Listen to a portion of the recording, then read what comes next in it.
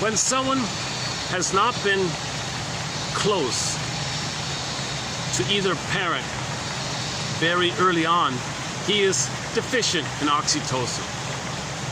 That deficiency prohibits him from getting close to others. i.e., in other words, if we see someone who cannot sustain long-term relationships, he has one superficial relationship after another, and he is stuck in a, quote, repetition compulsion, we may postulate that he lacked close parental contact in infancy.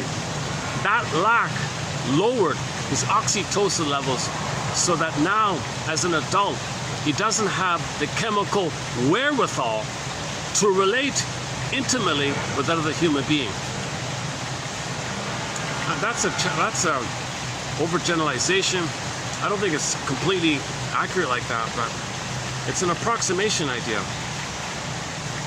So think about a playboy, let's say, the promiscuous one. There's never enough. He's saying here there's never enough oxytocin to have a bond with someone. So the repetition compulsion means mother allured him and rejected him. He becomes her, so there'll be no oxytocin, right? If mother allures the baby and rejects him, there's no oxytocin. There's no pool of oxytocin. So he's going to become the aggressor, okay, and do unto others what his mother did to him. Mother allured him, rejected him. If it's a boy, he'll allure the ladies and reject them. The playboy, the Don Juan, the Don Quixote, womanizer, etc. Females do the same thing. If the daughter was allured and rejected, she'll allure fellows and reject them.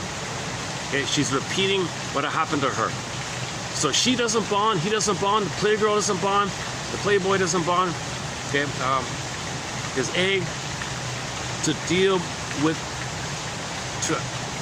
to repeat the trauma, to know that mother allured them and rejected them, they lure others and reject them to get their story. That's part of it. And there's no oxytocin. There's no oxytocin. You're driven by the repetition compulsion to know your story because there's no oxytocin. So, right? So he just says, maybe in a more simple way, maybe in a more simplistic way, like a more biological way, or maybe we could just simply say, he doesn't have the oxytocin wherewithal.